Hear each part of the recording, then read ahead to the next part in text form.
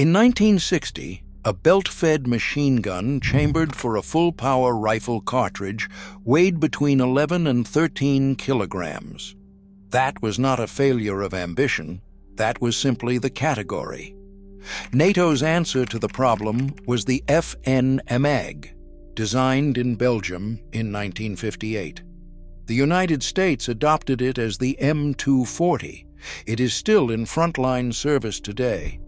Unloaded, it weighs about 12.3 kilograms, a little over 27 pounds. The Soviet answer weighs 7.5 kilograms. That is the whole argument, compressed into one comparison, and it gets stranger the closer you look, because the Soviet gun did not reach that number by using a better cartridge. It reached it while chambered for the 7.62 by 54 millimeter R. A rimmed round introduced by the Russian Empire in 1891, designed for the Mosin Nagant bolt-action rifle. Older than 30-06, older than powered flight, older than the machine gun as a serious infantry weapon. Every designer in the West understood exactly what that rim meant. A rimmed case cannot be shoved forward out of a belt link. It has to come out backwards first. Extra step, extra parts, extra weight, extra ways to fail. Jonathan Ferguson of the Royal Armouries has described it about as plainly as anyone can. The cartridge itself competes with anything in the world, and that rim is its one real limitation. So here is the question this video answers. How does a design bureau take the oldest service cartridge on Earth, accept its worst feature, and finish 5 kilograms lighter than the people who did everything correctly? The answer begins with that number, 7.5 kilograms. And the number did not come down from a ministry. It was not a specification. It was a promise, said out loud by a man standing in a conference hall in a suit covered in mud in front of a committee that had already decided against him. If you want the story of how a man ended up making that promise in a filthy suit and why NATO spent the next 6 decades unable to match the number, hit subscribe and stay with me. To understand why that room mattered, go back 15 years.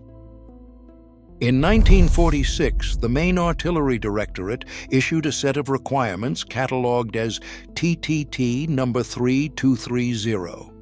The Red Army had spent 4 years on the receiving end of the German MG-34 and MG-42, and it had absorbed the lesson completely. One weapon, bipod, tripod, vehicle mount, company level and battalion level. The document called it a universal machine gun. The West would come to call the concept a general-purpose machine gun. It was meant to replace the M1910 30 Maxim, the SG-43, and the RP-46 all at once, and collapse a sprawling inventory into a single production line. It did not work. Year after year, designs came in and died at the prototype stage. By 1955, with no end in sight, the Directorate rewrote the requirements and cut the weight ceiling on a bipod from 13 kilograms down to 9. By then, there was a clear frontrunner. He was not Kalashnikov. His name was Grigory Ivanovich Nikitin, working at Tula alongside Yuri Sokolov.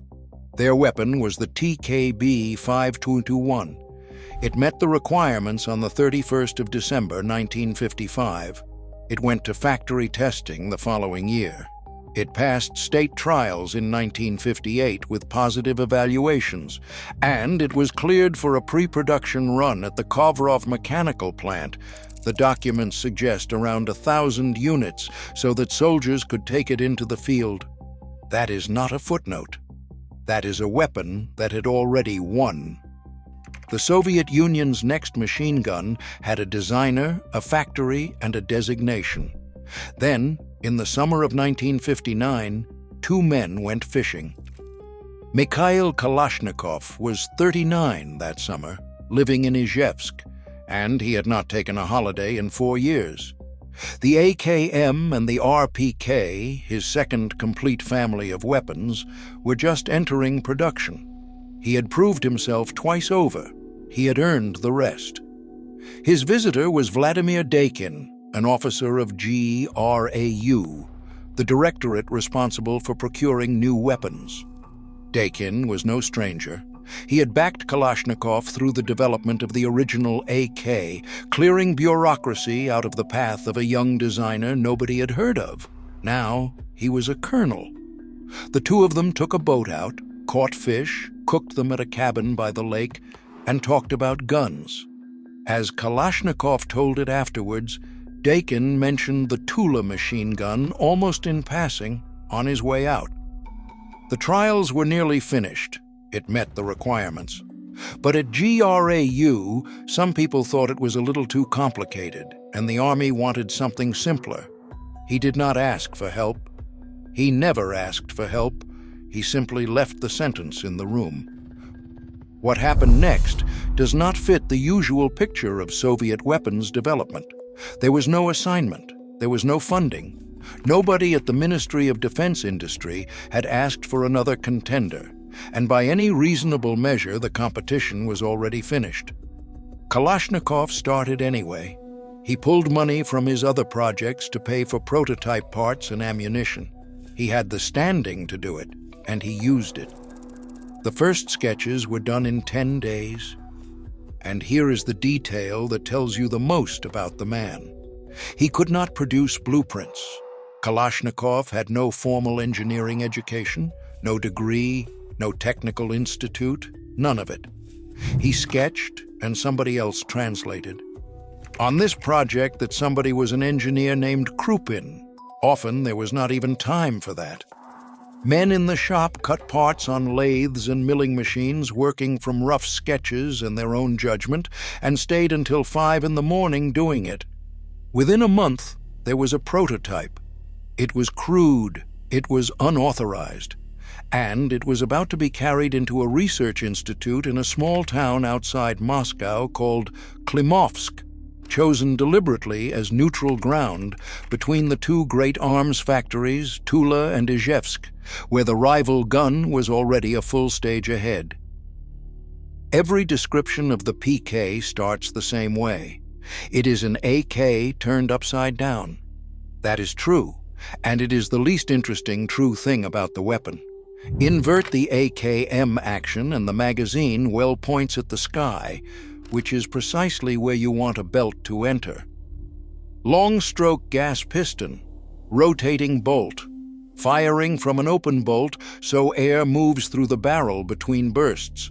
A quick-change barrel taken more or less directly from Goryunov SG-43. That is the skeleton. The real engineering argument is somewhere else, and it lives in that rim. Here is the problem in plain terms. A modern rimless cartridge sits in a link that is open at the front. The bolt drives the round straight out of the link and into the chamber in one motion. One stroke, one direction, finished. That is how the MG-42 fed. That is how everything descended from the MG-42 feeds, including the FN mag that became the M240. A rimmed cartridge cannot do that.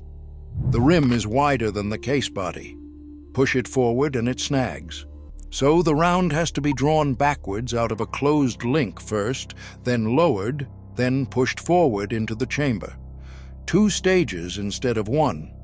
More motion, more timing, more to go wrong.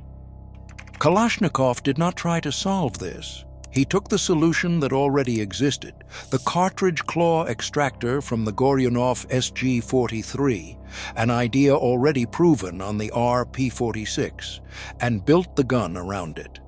And then something happened that nobody planned. The 2-stage feed turned out to be lighter. In the PKM, the feed Powell is a small pivoting arm. The bolt carrier shoves it sideways as it travels, and that is essentially the whole mechanism. Now compare that with what a push-through gun requires: a large articulated feed cam, a lever, a pawl assembly, all of it sitting in the top cover. All of it made of steel, all of it riding directly above the barrel where weight punishes you most. The cartridge everyone treated as a handicap produced the simpler machine. That is, the first kilogram. The second came from manufacturing. The earliest prototypes had milled receivers and weighed about 35 pounds, a solid block of steel with a gun cut out of it. Kalashnikov was, at that exact moment, applying stamped and riveted construction to the PKM. He carried it across. The gun that went into the trials had a stamped receiver and weighed 19.8 pounds. The third came from a decision that was not really about engineering at all. The 1955 requirements pointed designers toward a new push-through belt on the German pattern. Nikitin followed the requirement. Kalashnikov ignored it and used the old SG-43 and Maxim belts instead, already in production, already sitting in Soviet warehouses, already familiar to every machine gunner in the army. Nikitin's gun needed a belt that did not yet exist and which was harder to load by hand. None of this was luck. Every one of them was a choice with a cost attached, taken on purpose. In the field, the differences told. The Nikitin design drew persistent criticism for its gas system, awkward to strip and unreliable after the weapon had been submerged. The Kalashnikov gun came out of the water and kept firing. Troop trials ran in the Central Asian, Odessa, and Baltic military districts and at the Vistral officer courses. Other designs were evaluated alongside them. Gerenin's machine gun, the two BP-45 from Kovrov, a Czechoslovak Model 59 brought in for comparison, so added up. The claw extractor, the small feed pawl, the stamped receiver, the old belt. There is no single breakthrough anywhere on that list. There are a dozen small decisions, each one shaving metal, and at the end of them, a number. Not 7.5 kilograms. Not yet. 9. On the 20th of October 1961, the Council of Ministers of the USSR adopted the Kalashnikov machine gun for the Soviet Army. That December it received its official designations, 6P6 for the gun on its bipod, 6P3 for the tripod version. The tank variant, 6P7, followed roughly a year later. A committee had made a decision. What nobody in that building could have known was how far the decision would travel. Onto 4 continents, into the arsenal of a NATO member, and eventually into a solicitation written by American Special Operations Command. The first thing that happened is that Kalashnikov kept his promise. In 1969, the Soviet Army adopted the modernized version, Pulemiot Kalashnikova Modernizированы, the PKM. The receiver cover was stiffened with lengthwise ribs. The buttstock gained a hinged rest for the supporting hand. The barrel lost its fluting. The flash hider was shortened. Later guns received black glass-filled polyamide furniture shaped to match the laminated wood it replaced. 19.8 pounds became 16.5, 7.5 kilograms. Delivered 8 years after it was spoken out loud. That number is what made the family possible. The PK on an integral bipod for the rifle squad. The PKS on Stepanov's 6T5 tripod for sustained fire. The PKT for enclosed armored vehicles. No stock, no pistol grip, no sights. A solenoid trigger riveted to the back of the receiver dropped straight onto the existing mounts that had carried the SGMT in mass production at Kovrov from 1963. And the PKB for pintle mounts on armored personnel carriers. 1 weapon, 4 rolls, 1 ammunition supply, 1 spare parts chain, 1 training pipeline. That was TTT number 3230, finally satisfied. 23 years late. Then it left the country. Yugoslavia built it as the Zastava M84, in service from 1985, with the coaxial M86 alongside it. China built it as the Norinco Type 80. Bulgaria's arsenal produced an entire family under the MG designation. Romania made it at Kujir as the Mitraliera Model 66. India manufactured it at the Ordnance Factory in Tiruchirappalli. North Korea made clones. Ukraine's Mayak plant built its own lighter version. The list of operators runs from Afghanistan and Algeria through Cuba, Finland, Iraq, and Vietnam. But the sharpest evidence for the claim in the title comes from inside NATO itself. On the 12th of March 1999, Poland joined the alliance. That created a problem. The Polish Army's machine guns were PKMs, built domestically under Soviet license, and they ate the wrong ammunition. Poland needed a general-purpose machine gun that fired 7.62 by 51 mm NATO from disintegrating M13 Lynx. It did not buy a mag. The first attempt was a straightforward rechambering, the PKM-N, type certified in 1996 and tested from 97 to 99. The Army rejected it. It wanted more than a caliber swap. So Zaklady Mechaniczne Tarnow went further and rebuilt the feed system entirely, converting the gun from pull-out to push-through, and produced the UKM 2000. The Polish land forces adopted it in 2005. Read that again. A NATO member, standardizing on NATO ammunition, kept the Kalashnikov architecture and changed the cartridge to fit it. The gun is still being developed today.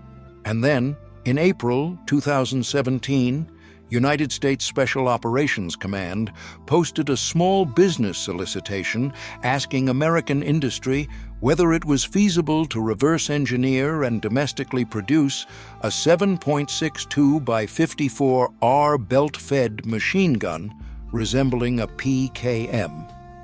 The reasoning was practical. Foreign-made weapons meant unreliable supply chains and no standardized parts for the forces America was arming. Russian officials responded with public anger, and Rostec called the idea theft. But that solicitation named 2 weapons, not one. The second was a 12.7 mm heavy machine gun resembling the Russian NSV. Those 3 letters stand for Nikitin, Sokolov, Volkov. Which brings us back to the room at Klimovsk and to the man history files under the word lost.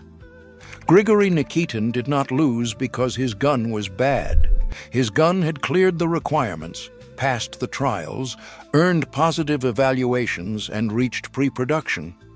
Men who tested both weapons frequently thought his was the better one.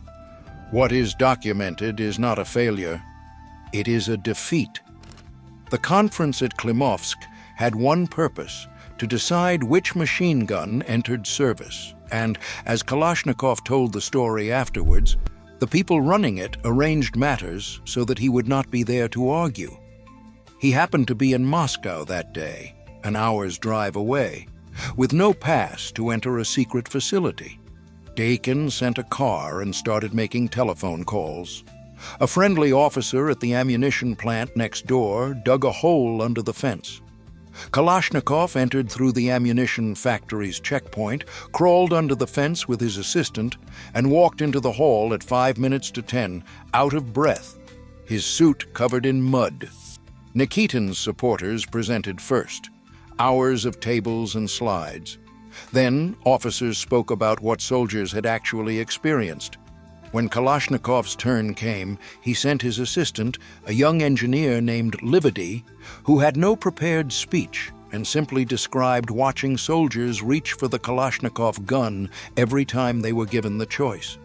Then Nikitin took the stand and fumbled the disassembly of his own machine gun in front of the committee. Kalashnikov spoke last. 10 minutes, entirely about his own weapon, not a word against his rival. And when it seemed finished, he opened a case on the table and produced a lighter prototype nobody in the room knew existed, and told them that if they adopted the gun, he would bring it down to 7.5 kilograms. The chairman noted how much money had already been sunk into the Tula program. It made no difference. Now, the part almost nobody mentions. Because design work in the Soviet Union belonged to the state and not to the designer, the PK went into production using the tripod mount and the ammunition boxes developed for the Nikitin Sokolov gun. Kalashnikov's bolt carrier resembled the carrier from Nikitin's earlier TKB-251. The 100-round can came from the same source. The winning weapon was assembled, in part, out of the loser's work, legally, openly, and without anyone considering it strange. Nikitin and Sokolov went back to work. With Volkov, they designed the NS-5 in production from 1971. So, when America finally asked its own industry to copy 2 Soviet machine guns, it was asking for the winner and the loser of the same competition. And the honest version of the claim in the title belongs here too. The M240 is not a bad machine gun. It is famously reliable, it lasts, and it does its job. What NATO never matched is the weight, and the requirement that eventually sent SOCOM looking at .338 Norma Magnum has been traced in defense reporting to Afghanistan, where fighters with PKMs were engaging at ranges that left the M240 short. Which returns us to where we started and to how badly the framing fits.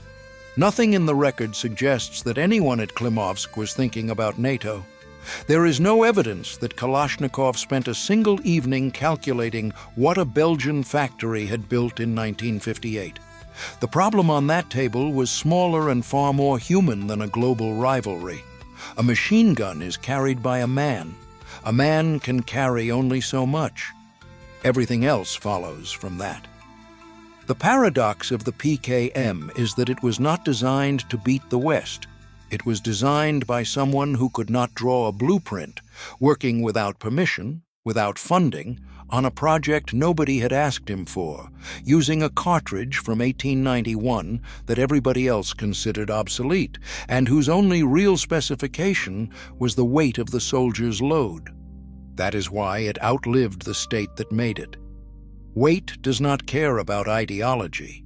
It just gets carried, or it does not. And the gun keeps finding new work.